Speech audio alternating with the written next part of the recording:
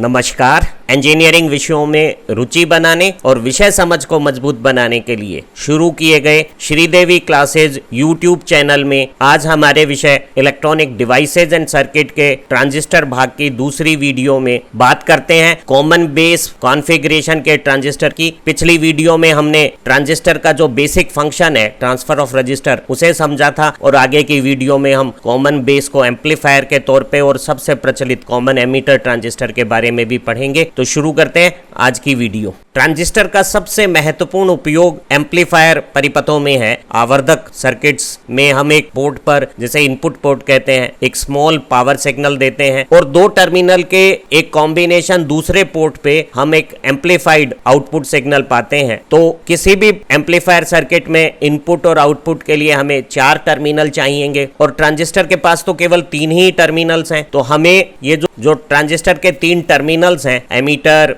Base और collector, इनमें से किसी एक टर्मिनल को इनपुट और आउटपुट के बीच में कॉमन रखना पड़ता है। Depending upon the common terminal the transistor could have 3 configurations. One is called common base, उभयनिष्ठ आधार प्रकार का परिपथ। Another could be common emitter, CE, उभयनिष्ठ उत्सर्जक प्रकार के परिपथ। And the third one is common collector circuits. Generally, when we use transistor, the common terminal is often grounded to zero potential position. So these configuration, common base configuration is also called as grounded base configuration. Similarly, CE is called grounded emitter configuration, or one can call common collector as grounded collector configuration. Now out of these 3, common base, common emitter and common collector, the common base is easiest. So we will start with that only. उभयनिष्ठ आधार प्रकार के जो परिपथ हैं वो सरल हैं, तो उन्हीं से हम अपने विषय की शुरुआत करेंगे। लेकिन जो सबसे ज़्यादा प्रचलित है वो कॉमन एमीटर कॉन्फ़िगरेशन है और इसके पास कुछ एडवांटेज है। विषय को जब समझेंगे तो हमें बातें समझ में आएंगी,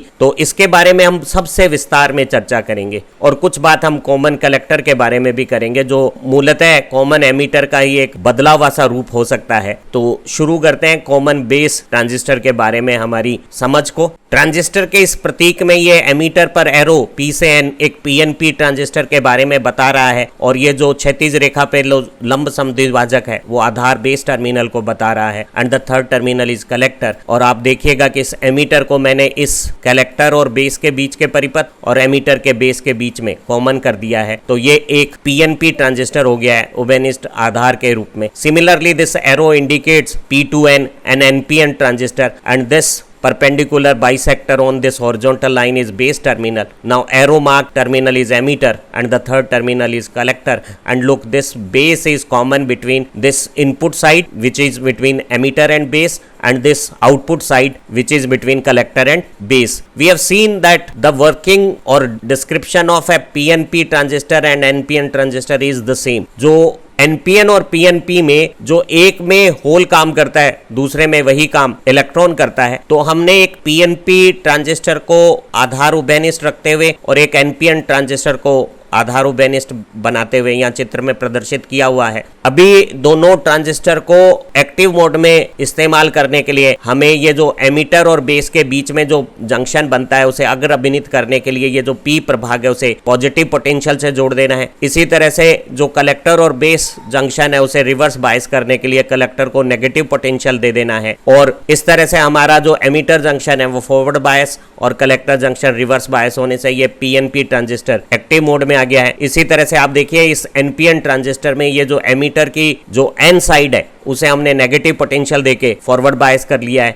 और इसी तरह से इस कलेक्टर बेस जंक्शन को रिवर्स बायस करने के लिए इस NPN ट्रांजिस्टर में जो कलेक्टर का N भाग है उसे पॉजिटिव पोटेंशियल देके हमने रिवर्स बायस कर दिया है। तो आप देखेंगे कि एक NPN ट्रांजिस्टर भी यहाँ एक्टिव मोड में आ गया है। जो हमारी बायस बैटरी है VEB वो एमीटर जंक्शन को फॉरवर्ड बायस कर रही है और VCB कलेक्टर जंक्शन को रिवर्स बायस कर रही है। और आप यहाँ इनके नोमेनक्लेचर में देखेंगे कि जो सफिक्स में 2 लेटर दिखे हुए हैं वो ये बता रहे हैं कि ये वोल्टेज एमीटर और बेस के बीच में है EB और ये जो VCB है वो कलेक्टर और बेस के बीच की वोल्टेज है। और जो सफिक्स में ये जो बाद में टर्मिनल यूज किया गया है B वो प्रदर्शित कर रहा है कि ये जो बेस टर्मिनल है वो इनपुट और आउटपुट के बीच में कॉमन है। In active mode, a PNP transistor and NPN transistor both have similar type of working. हम दोनों को समझाने के लिए एक जैसे तौर तरीके इस्तेमाल कर सकते हैं। अगर एक में एनपीएन में जो काम इलेक्ट्रॉन कर रहा है वही होल पीएनपी में करता है, तो अगर हम होल और इलेक्ट्रॉन के कामों को आपस में अदला बदली कर दें, इंटरचेंज कर दें, तो हमें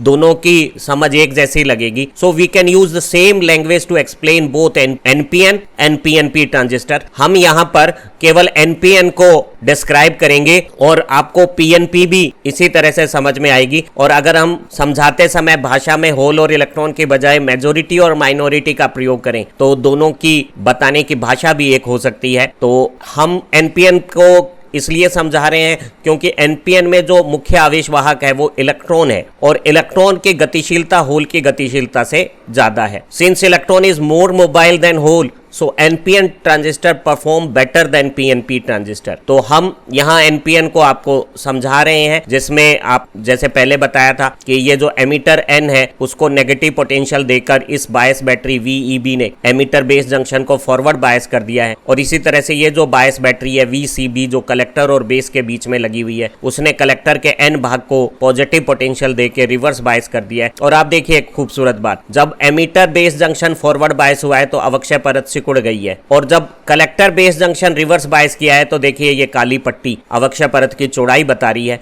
तो जो अवक्षय परत है, डिप्लेशन रीजन है, दैट इज गेट वीकन्ड और thinner in emitter base junction and become wider or stronger in collector base junction, because emitter junction is forward biased by bias battery VEB and collector junction is reverse biased by bias battery VCB. So forward bias में अवक्षय परत कमजोर हो गई है और उत्क्रम अभिनीति में अवक्षय परत मजबूत हो गई है। अब देखिए कि इन अवक्षय परतों में जो अग्र अभिनीतियों में एमीटर जंक्शन पे और कलेक्टर जंक्शन पे उत्क्रम अभिनीति पे क्या असर आता है। बायस बैटरी वीईबी के अगर अभिनीति के कारण आप देखेंगे कि ये जो एमीटर जंक्शन है इसकी अवक्षय परत के पास बहुसंख्यक आवेश वाहक आकर अवक्षय परत को कमजोर कर देंगे। So the depletion zone in forward bias emitter junction get weakened by the concentration of majority charge carrier near this depletion zone. Now the impurity charge ion effect in depletion zone get weakened in this forward bias emitter junction. और ऐसी स्थिति में दोनों तरफ जो N भाग में ammeter के इलेक्ट्रॉन का आधिक्य है और पी भाग में जो होल का आधिक्य है वो अपनी संख्या प्रवणता के कारण संधि के आर पार एक गति करता है जिसे हम विसरण कहते हैं। और इस विसरण में क्योंकि एमीटर की डोपिंग का लेवल बेस की डोपिंग से 100 गुना ज्यादा है, तो एमीटर के आवेशवाहक इलेक्ट्रॉन का एनपीएन ट्रांजिस्टर में जो इस एमीटर जंक्शन के आर पार विसरण धारा है उसमें हिस्सा शेयर बड़ा होगा और बेस के बहुसंख्यक वाहक होल का हिस्सा छोटा होगा। मान लेते हैं कि ये 100 इकाई एमीटर धारा में 98 एमीटर की शेयर है और 2 होल की शेयर है। As we know when we forward bias any junction, the majority of both sides due to their number gradient start diffusion, and in the formation of transistor we have taken the doping level of emitter much higher than doping level of base. The ratio of two doping is 100:1. So you find that in this diffusion the share of emitter carrier become much more than the share of base carrier. जब एक तरफ के बहुसंख्यक आवेशवाहक दूसरी तरफ जाते हैं, जैसे एन भाग के इलेक्ट्रॉन पी में जाएंगे या पी भाग के होल एन में जाएंगे, तो वो दूसरी तरफ अल्पसंख्यक है और जो मूल सतह के बहुसंख्यक है वो इन आए हुए दूसरी सतह के विसरण कणों के साथ विलोपन की क्रिया करेंगे। तो ये जो दोनों होल एमीटर में आए हैं बेस से, उनका यहाँ एमीटर में जो बहुसंख्यक इलेक्ट्रॉन है उसके साथ विलोपन हो जाएगा और वो जो 2 इकाई है वो बेस और एमीटर परिपथ की धारा हो जाएगी। इसी भांति ये जो इलेक्ट्रॉन एमीटर एन साइड के बेस में आए हैं इनका भी हल्की मात्रा में विलोपन होगा, लेकिन अधिकांश इलेक्ट्रॉन इस उत्क्रम अभिनीत कलेक्टर जंक्शन के आर पार अवक्षय परत के आवेशों के विद्युत प्रभाव में अपवाह करके और कलेक्टर में स्थानांतरित हो जाएंगे। जो इलेक्ट्रॉन है उनका विलोपन कम मात्रा में होगा और अपवाह कलेक्टर में अधिक मात्रा में होगा। उसके 2 कारण हैं। एक, हमने बेस में डोपिंग कम रखी है और साइज कम रखा है, तो डोपिंग कम होने से यहाँ बहुसंख्यक होल कम है तो विलोपन की संभावनाएं जो कि दोनों आवेशवाहकों की संख्या के गुणन से बनती है वो कम हो गई है। और दूसरी बात, बेस की चौड़ाई कम है, बेस की आकार छोटा है, तो इलेक्ट्रॉन को बेस को पार करते समय ज्यादा समय तक बेस में नहीं रहना है और वो जब यहाँ अवक्षय परत के पास आएगा तो उत्क्रम अभिनीति से ये जो मजबूत अवक्षय परत है वो इन एमीटर से आए हुए इलेक्ट्रॉनों को कलेक्टर में बलपूर्वक भेज देगी। तो आप पाएंगे कि हमारी जो कलेक्टर धारा है उसके दो अंश हो रहे हैं। एक ये जो बड़े तीर में दिखाया हुआ है वो बहुसंख्यकों की धारा है जो एमीटर से कलेक्टर में पहुंची है, जो बड़ी है, और एक और छोटी धारा है जो बेस में और कलेक्टर में जो मूलतः आवेशवाहक अल्पसंख्यक थे ताप के कारण बने हुए, उनका अपवाह है। तो आप पाएंगे कि जो कलेक्टर धारा है वो एक बहुसंख्यक धारा और एक अल्पसंख्यक धारा हो गई है। Let's revise. In active mode,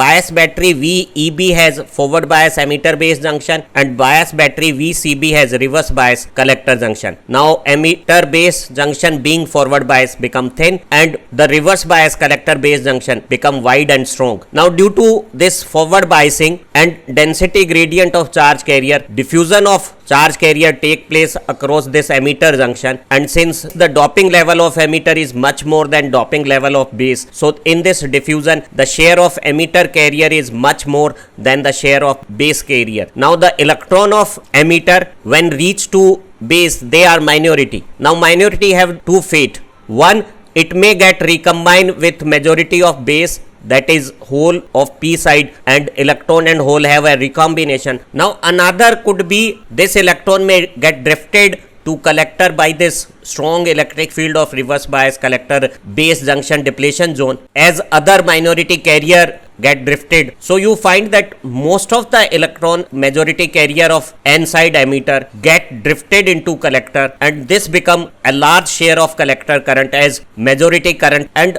similarly there is small amount of current contribution in collector by thermal generated minority of both sides, electron of p side and hole of n side, and these two majority carrier of emitter and minority carrier of base and collector form collector current. Now few holes of n side collector drift to base p and get their recombination, so that become a current between collector and base, and all majority of base which are diffused to emitter get recombination, and that become current in base and emitter. So you find that good amount of current in emitter side get diverted either in base or collector, and there is a little current which circulate in collector and base. But if you apply Kirchhoff's law, then you will find that emitter current, base current and collector current has a very simple relationship. Let's study that. हमने देखा कि अगर अभिनित ammeter junction के are पार बहुसंख्यकों के विसरण से सबसे बड़ी धारा का अंश बनता है और इसमें एमीटर के वाहकों का हिस्सा अधिक है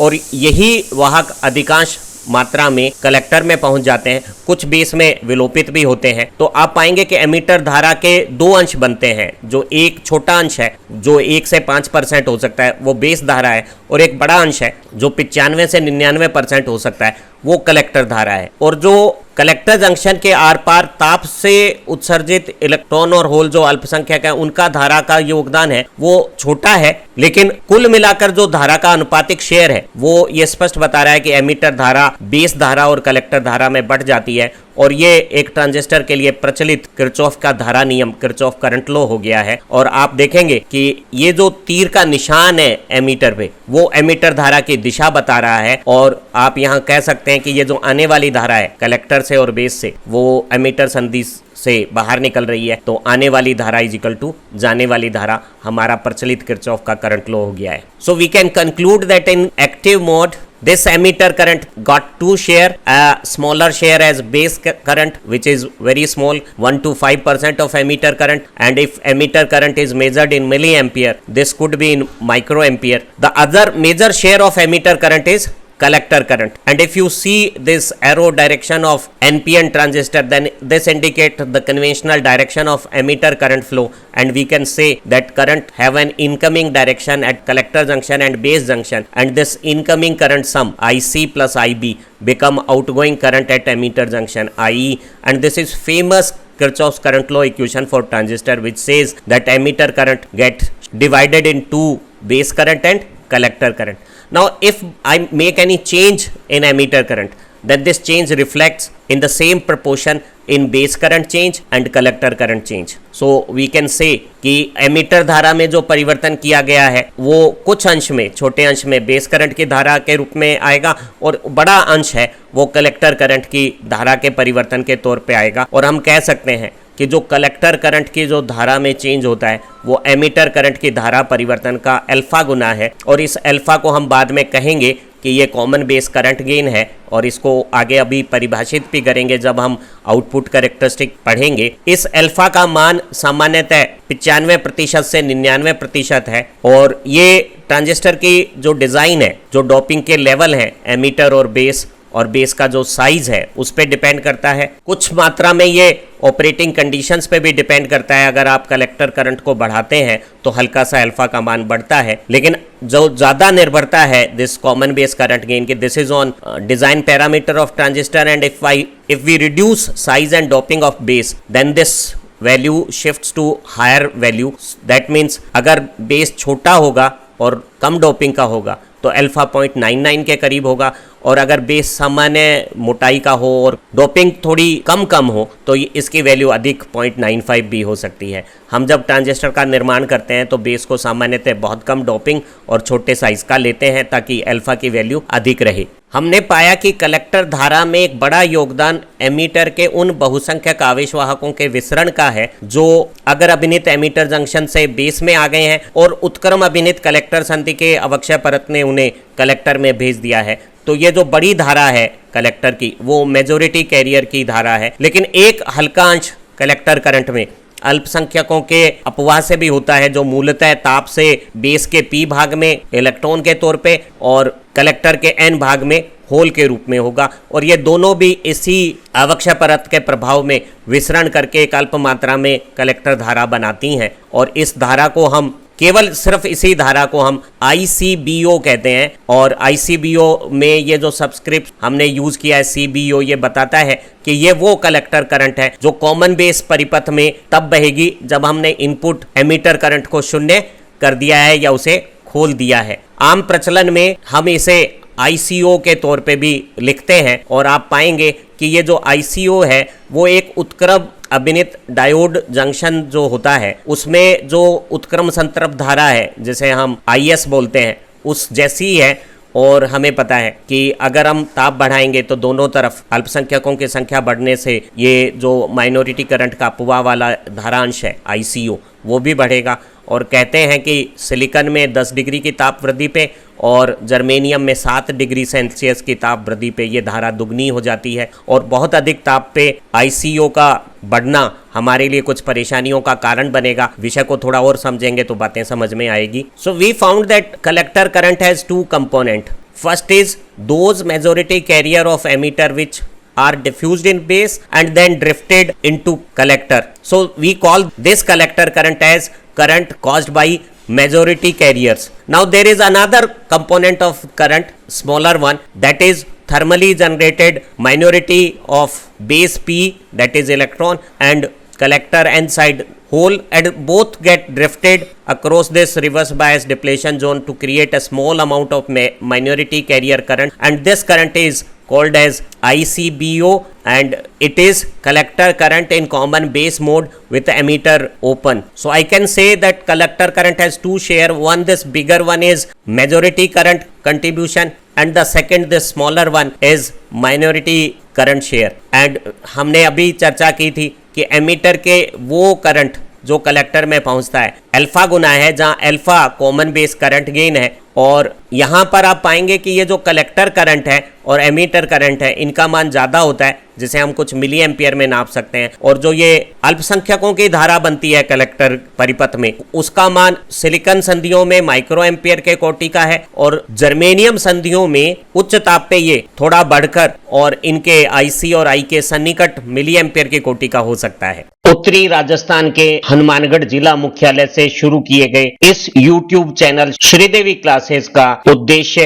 विद्यार्थियों में साइंस और इंजीनियरिंग के लिए रुचि बनाना है। अनुभवी और दक्ष अध्यापकों ने इलेक्ट्रॉनिक्स का लगभग सारा सिलेबस तैयार कर देना है। इसमें स्टैंडर्ड पाठ्य सामग्री के साथ वैज्ञानिक तरीकों से प्रयोग किया गया है। चैनल से समझ तो सुधरेगी ही, आपका समय भी बचेगा। परीक्षा से पूर्व अच्छे अंक लाने और तेज रिवीजन करने के लिए भी वीडियो का कार्य अच्छा है। हिंदी भाषा में सर्वश्रेष्ठ ई लर्निंग मटेरियल आपके सामने पेश है। ज्ञान बांटने से बढ़ता है, इसे अपने साथियों के साथ शेयर करें। आप अच्छा पढ़ें, कामयाब बने। Happy learning.